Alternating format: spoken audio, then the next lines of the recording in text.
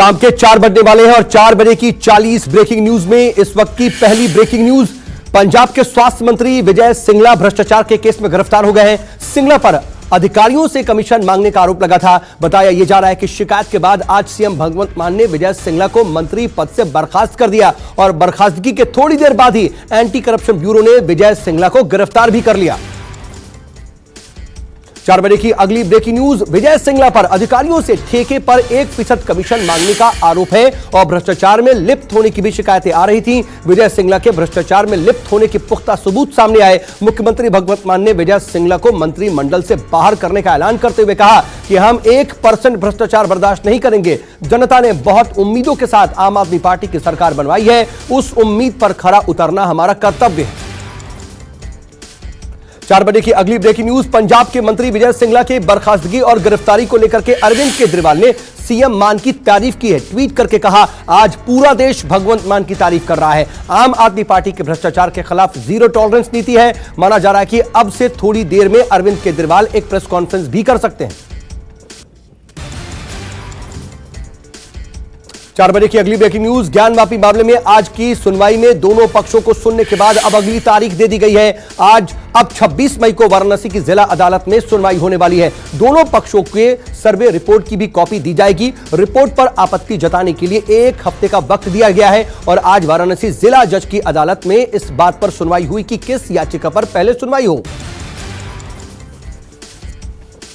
4 बजे की अगली ब्रेकिंग न्यूज। ज्ञानवापी मामले में प्लेसेस ऑफ वर्शिप एक्ट को चुनौती देने वाली एक और जनहित याचिका सुप्रीम कोर्ट में दाखिल की गई है। यह याचिका दिल्ली के वकील चंद्रशेखर ने दाखिल की है। याचिका में कहा गया है कि यह एक्ट संविधान द्वारा दिए गए जुडिशियल रिव्यू के अधिकार पर रोक लगाता है। साथ ही याचिका में यह भी कहा गया कि क्या केंद्र सरकार को यह अधिकार है कि वो किसी धार्मिक स्थान पर हुए अवैध कब्जे को हटाने से रोके।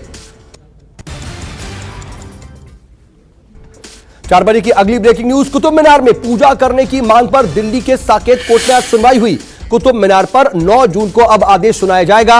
हिंदू पक्ष का दावा है कि 27 मंदिरों को तोड़कर के परिसर बनाया गया, पूजा करने की इजाजत मिले यह मांग की गई है और याचिकाकर्ता हरिशंकर जैन और रंजना अग्निहोत्री ने यह कहा कि कुतुब मीनार में 27 मंदिरों के 100 से ज्यादा अवशेष मौजूद हैं, इसलिए एक बार फिर हिंदुओं को पूजा का अधिकार मिलना चाहिए।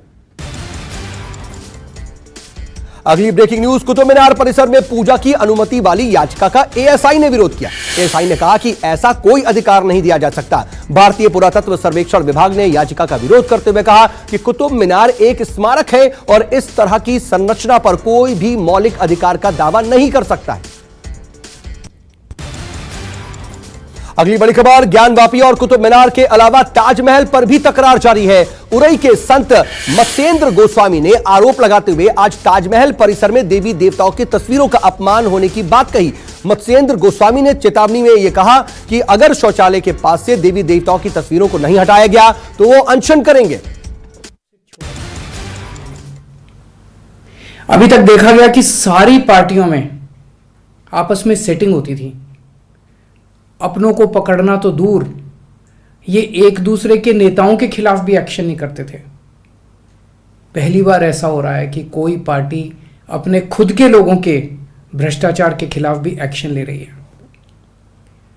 मान साहब के इस डिसीजन से लोग बहुत खुश हैं, बहुत खुश हैं। उन्हें यकीन नहीं हो रहा कि कोई सरकार इतनी ईमानदार भी हो सकती है क्या। कई लोगों की आंखों में खुशी के आंसू हैं और विपक्ष को समझ नहीं आ रहा कि क्या कहे, कैसे इसका विरोध करे। तो विपक्ष कह रहा है, देखो देखो सरकार बनने के 2 महीने में ही इनके लोगों ने भ्रष्टाचार करना शुरू कर दिया। ये सारी पार्टियां भ्रष्टाचार करती हैं, पहले दिन से ये लोगों को लूटना चालू कर देते हैं, रोज लूटते हैं। पर दुनिया के इतिहास में ये पहली सरकार है जो पता लगते ही सख्त से सख्त एक्शन लेती है, चाहे गुनाह करने वाला अपना ही क्यों ना हो। करप्शन देश के साथ गद्दारी है, भारत माता के साथ गद्दारी है। कुछ भी बर्दाश्त कर लेंगे लेकिन भारत माता के साथ गद्दारी बर्दाश्त नहीं करेंगे। गर्दन कट जाएगी लेकिन देश के साथ गद्दारी कबूल नहीं है। ना गद्दारी करेंगे ना किसी को करने देंगे। बचपन से घर में माँ बाप ने ईमानदारी के संस्कार दिए हैं। ये जो हमने किया है, ये करने के लिए बहुत बहुत हिम्मत चाहिए, और ये हिम्मत हमें भगवान से मिलती है, ऊपर वाले से मिलती है। आज पूरे देश में सिर्फ और सिर्फ एक ही पार्टी है जो कट्टर ईमानदार सरकार दे सकती है। कुछ लोग कहते हैं कि पार्टी और सरकार चलाने के लिए देखो जी, थोड़ी तो करप्शन करनी पड़ती है, थोड़ी तो गड़बड़ करनी पड़ती है।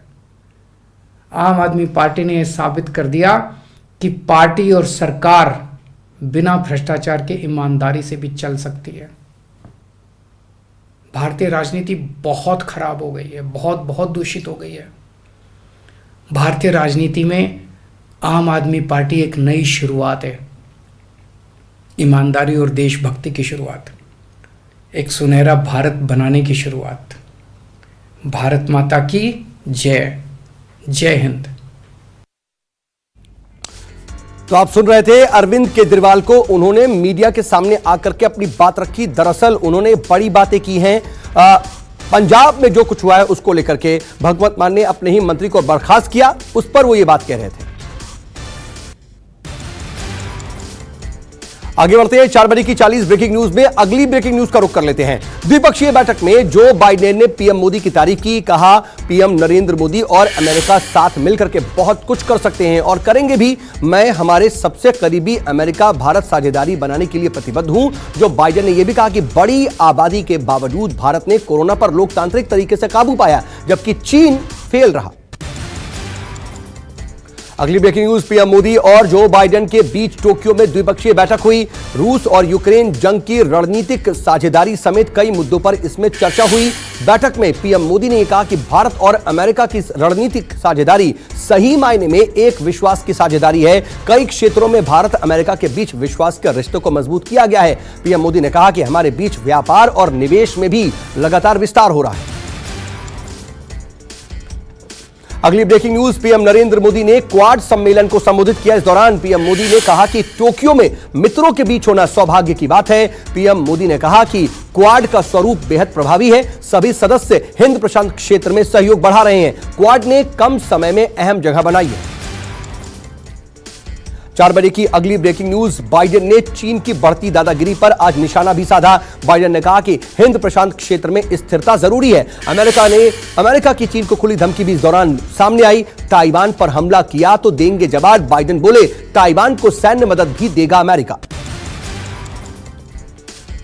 अगली ब्रेकिंग न्यूज, क्वाड में चीन पर बाइडेन के बयान पर भड़का चीन। कहा आंतरिक मामलों में दखल बर्दाश्त नहीं करेंगे। चीन और अमेरिका में तल्खी बढ़ गई। चीनी विदेश मंत्रालय ने यूक्रेन से ताइवान की तुलना करने को बेतुका बताया। चीन ने कहा कि ताइवान चीनी क्षेत्र का अभिन्न हिस्सा है। देश के मुख्य हितों के मुद्दों पर समझौता बर्दाश्त नहीं करेंगे। 4 बजे की अगली ब्रेकिंग न्यूज, 2024 लोकसभा चुनाव और विधानसभा चुनावों को देखते हुए कांग्रेस के संगठन में बड़ा फेरबदल किया गया है। कांग्रेस ने 3 नई कमेटियों का गठन किया है। Politic affairs group task force 2024 का गठन हुआ है। तो दिग्विजय सिंह की अगुवाई में भारत जोड़ो यात्रा की भी शुरुआत की जाएगी। टास्क फोर्स में प्रियंका गांधी को भी जगह मिली है। बागी नेताओं को भी कमेटी में जगह दी गई है। 4 बजे की अगली ब्रेकिंग न्यूज, कांग्रेस अध्यक्ष सोनिया गांधी ने पार्टी में 8 सदस्यीय पॉलिटिकल कमेटी में राहुल गांधी, मल्लिकार्जुन खड़गे, गुलाम नबी आजाद, अंबिका सोनी, दिग्विजय सिंह, आनंद शर्मा, केसी वेणुगोपाल, जितेंद्र सिंह को शामिल किया है। यह कमेटी महत्वपूर्ण राजनीतिक मामलों पर कांग्रेस का स्टैंड तय करने से लेकर के त्वरित फैसले लेने के लिए बनाई गई है। कमेटी की अध्यक्षता सोनिया गांधी करेंगी। अगली ब्रेकिंग न्यूज, यूपी विधानसभा में बच्चों के स्कूल ड्रेस और उसके लिए दी जाने वाली 1100 रुपए की राशि पर बीजेपी सपा में गहमागहमी हुई। अखिलेश यादव ने कहा कि मुझे उस दुकान के बारे में बता दे जहां पर 1100 रुपए में बच्चों को दी जा सकी है ड्रेस। अखिलेश यादव ने योगी सरकार पर तंज कसते हुए कहा कि कहीं बच्चों की डायरेक्ट बेनिफिट ट्रांसफर बंद तो नहीं कर दी गई। अखिलेश बोले, डबल इंजन की सरकार क्यों अच्छे कपड़े बच्चों को नहीं दे रही है। अगली ब्रेकिंग न्यूज, अखिलेश यादव के सवाल पर सुरेश खन्ना ने पलटवार किया। कहा, डायरेक्ट बेनिफिट ट्रांसफर ना बंद है और ना ही बंद करने का कोई इरादा है। हर जिले में बच्चों को यूनिफॉर्म देने की सुविधा है। वहीं कांग्रेस विधायक आराधना मिश्रा मानू ने यह भी कहा कि योगी सरकार जो 1100 रुपए को दे रही है बच्चों को, उसमें 2 ड्रेस, जूते, मोजे, किताब, कॉपी, मिल पानी असंभव है। अगली ब्रेकिंग न्यूज, शिवपाल आजम के अलावा ओम प्रकाश राजभर की भी अखिलेश यादव के सामने तल्खी सामने आ रही है। उनके खिलाफ कुछ बयानबाजी भी सामने आ रही है। ओपी राजभर ने अखिलेश यादव पर निशाना साधते हुए कहा कि हमने अखिलेश के साथ मिलकर के अपने इलाके में ताकत दिखाई, लेकिन उनके इलाके ही हम पिट गए तो क्या कर सकते हैं। ओपी राजभर बोले कि सपा के लोग ही हमसे कहते हैं कि अखिलेश यादव से कहिए कि घर से निकले और लोगों से मिले। अगली ब्रेकिंग न्यूज, केरल के मुख्यमंत्री पिनराई विजयन ने कांग्रेस पर तंज कसा। कहा, पार्टी पूरे देश में हाशिए पर खड़ी नजर आ रही है और कांग्रेस के सदस्य धीरे धीरे बीजेपी में शामिल हो रहे हैं। पिनराई विजयन ने तंज कसते हुए कहा कि पार्टी एक ऐसा सिस्टम बना रही है जो लोगों को बीजेपी में भेजने का काम करती है। अगली ब्रेकिंग न्यूज, दिल्ली के सीएम अरविंद केजरीवाल 150 नई इलेक्ट्रिक बसों को हरी झंडी दिखाकर के उन्होंने रवाना किया। डीटीसी के बेड़े में इलेक्ट्रिक बसों की संख्या बढ़कर के 152 हो गई। 3 दिन तक दिल्ली वासियों को इलेक्ट्रिक बसों में मुफ्त सफर देने का भी फैसला किया गया है। दिल्ली सरकार 26 मई के बीच नई बसों में यात्रियों से किराया नहीं लेगी। अगली ब्रेकिंग न्यूज, जौहर यूनिवर्सिटी को लेकर के आजम खान की याचिका पर जल्द सुनवाई हो सकती है। सुप्रीम कोर्ट इसके लिए तैयार हो गया है। आजम खान ने जौहर यूनिवर्सिटी पर संभावित कार्रवाई के खिलाफ याचिका दी थी। इस हफ्ते आजम की याचिका पर सुप्रीम कोर्ट में सुनवाई होगी। आजम खान ने जौहर यूनिवर्सिटी पर बुलडोजर चलाए जाने की आशंका जताई है। 4 बजे की अगली ब्रेकिंग न्यूज, अखिलेश यादव के बयान पर अखाड़ा परिषद के संतों ने नाराजगी जाहिर की है। कहा, माफी नहीं मांगी तो कुंभ में अखिलेश यादव को न्योता नहीं भेजा जाएगा। अखाड़ा परिषद ने यह भी कहा कि अखिलेश यादव के सभी सार्वजनिक कार्यक्रम का बहिष्कार किया जाएगा। अगली ब्रेकिंग न्यूज, अवैध खनन से जुड़े मामलों में ईडी की बड़ी कार्रवाई। झारखंड और बिहार के कई ठिकानों पर एक साथ छापेमारी हो रही है। झारखंड की 6 जगहों पर और बिहार के मुजफ्फरपुर में ईडी छापेमारी कर रही है। आईएएस पूजा सिंघल से कनेक्शन को लेकर के ईडी ये रेड कर रही है। अगली बड़ी खबर, झारखंड के चर्चित खदान लीज मामले में आज सुप्रीम कोर्ट में सुनवाई हुई। सुनवाई के बाद सुप्रीम कोर्ट ने मुख्यमंत्री हेमंत सोरेन और दूसरों के खिलाफ जांच की मांग करने वाली जनहित याचिकाओं पर फैसला लेने का निर्णय झारखंड हाईकोर्ट पर छोड़ दिया। सुप्रीम कोर्ट ने निर्देश देते हुए कहा कि इस मामले में अब हाईकोर्ट ही निर्णय लेगा। अगली ब्रेकिंग न्यूज, भारी बारिश और बर्फबारी के चलते केदारनाथ की यात्रा रोकी गई है। मौसम ठीक होने के बाद ही शुरू हो पाएगी यात्रा। भारी बारिश और बर्फबारी के बीच सोनप्रयाग में ही यात्रा को रोका गया और इसके बीच में कई लोग फंसे भी हुए हैं। अगली ब्रेकिंग न्यूज, उत्तराखंड में हो रही भारी बारिश और बर्फबारी के 4 धाम यात्रा कर रहे श्रद्धालुओं को जगह जगह पर रोका गया है। मौसम विभाग ने 2 दिनों तक भारी बारिश का अलर्ट जारी किया है। केदारनाथ धाम सहित संपूर्ण रुद्रप्रयाग में कल से ही लगातार बारिश हो रही है और बर्फबारी भी हो रही है। अगली बड़ी खबर, हिमाचल प्रदेश में गर्मी से राहत मिली है। येलो अलर्ट के बीच हो रही बारिश और बर्फबारी। मंडी, शिमला, कुल्लू, चंबा और कांगड़ा में बारिश हो रही है। लाहौल स्पीति में बारिश के साथ साथ अब बर्फबारी भी शुरू हो गई है। अगली ब्रेकिंग न्यूज, पिथौरागढ़ में भारी बारिश के चलते पुल बह गया है। नाचनी मुनस्यारी मार्ग में निर्माणाधीन पुल का एक हिस्सा बह गया। पुल बहने का वीडियो भी सोशल मीडिया पर वायरल है। वीडियो में तेज आंधी और बारिश के चलते पुल का एक हिस्सा बहता हुआ दिखाई दे रहा है। अगली बड़ी खबर, असम में बारिश ने तबाही मचा रखी है। 22 जिलों में 6 लाख से ज्यादा लोग बाढ़ से प्रभावित हैं। बाढ़ और भूस्खलन से मरने वालों की संख्या बढ़कर 25 हो गई है। असम में बाढ़ के जारी कहर को देखते हुए वायुसेना ने भी अब मोर्चा संभाल लिया है। अगली ब्रेकिंग न्यूज, 12 दिनों से लापता हरियाणवी सिंगर की हत्या से सनसनी। दिल्ली के द्वारका इलाके से हरियाणवी सिंगर का शव बरामद हुआ है। पुलिस ने खुलासा किया है कि गायिका को म्यूजिक एल्बम की शूटिंग के नाम पर बुलाया गया और हत्या की साजिश रची गई। पुलिस जांच में खुलासा हुआ है कि रवि नाम के युवक ने हत्या की साजिश रची। रवि वही शख्स है जिसके खिलाफ गायिका ने रेप का मामला दर्ज करवाया था।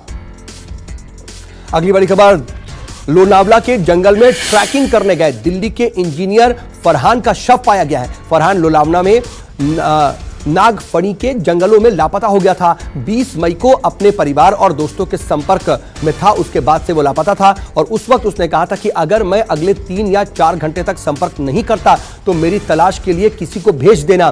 परिजनों की तहरीर पर पुलिस, डॉग स्क्वाड, लोनावला के एक्सपर्ट बचाव कर्मी थे, फरहान की तलाश में जुट गए। फरहान की तलाश के लिए ड्रोन का भी इस्तेमाल किया गया। अब उसका शव पाया गया है।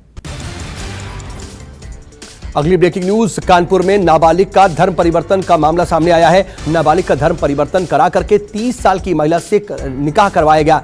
शादी का वीडियो भी वायरल होने के बाद बजरंग दल ने इसका हंगामा किया। अगली बड़ी खबर, जोधपुर में भी बिहार के परिवार के धर्मांतरण की कोशिश पर बवाल हुआ है। धर्म परिवर्तन का कार्यक्रम शुरू होने पर लोगों ने विरोध प्रदर्शन किया। सूचना मिलते ही मौके पर पुलिस पहुंची, उसने मोर्चा संभाला। धर्म परिवर्तन के लिए प्रेरित करने वाले दंपति को गिरफ्तार कर लिया गया। अगली ब्रेकिंग न्यूज, बुलंदशहर में एक बड़ा सड़क हादसा हुआ है। श्रद्धालुओं से भरी स्कॉर्पियो ने खड़े ट्रक में टक्कर मार दी है और हादसे में एक ही परिवार के 5 लोगों की मौत हो गई है, जबकि 6 लोग गंभीर रूप से घायल हो गए। अगली ब्रेकिंग न्यूज, हरियाणा के जींद में दर्दनाक सड़क हादसे की खबर है। ट्रक और पिकअप की आमने सामने से जोरदार टक्कर हो गई। हादसे में पिकअप सवार 6 लोगों की मौत हुई, जबकि 17 लोग गंभीर रूप से घायल हैं। 4 बजे की 36वीं ब्रेकिंग न्यूज, कर्नाटक के हुबली में भीषण सड़क हादसा हुआ। बाहरी इलाके में एक यात्री बस और लॉरी के बीच जोरदार टक्कर हो गई। हादसे में 7 लोगों की मौत हुई और 26 से ज्यादा लोग घायल हैं। अगली बड़ी खबर, पानीपत पुलिस और बदमाशों के बीच मुठभेड़ हुई है। गोली लगने से 2 बदमाश घायल हुए हैं। फिरौती के पैसे लेने आए थे बदमाश। पुलिस ने किडनैप किए गए युवक को बदमाशों के कब्जे से सकुशल छुड़ा लिया। अगली बड़ी खबर, देश में कोरोना संक्रमण कम हुआ है। पिछले 24 घंटे में 1675 नए मामले सामने आए और एक दिन में 1635 लोग डिस्चार्ज हुए। 31 लोगों की मौत हुई है। अगली बड़ी खबर, स्वास्थ्य मंत्री मनसुख मंडाविया ने जिनेवा में WHO को घेरा है। कहा कि भारत में कोरोना से 5 लोगों की मौत हुई है। WHO ने गलत आंकड़े पेश किए। स्वास्थ्य मंत्री मनसुख मंडाविया ने विश्व स्वास्थ्य सभा के 75वें सत्र को संबोधित करते हुए WHO के आंकड़े का खंडन किया। 4 बजे की 40वीं ब्रेकिंग न्यूज, बांग्लादेश में भारी बारिश के बाद आई भयंकर बाढ़ के चलते पूरे शहर में मचा हाहाकार। तबाही में अब तक 18 लोगों की मौत हो चुकी है, जबकि कई लोगों के घर और फसलें पानी में बह चुकी हैं।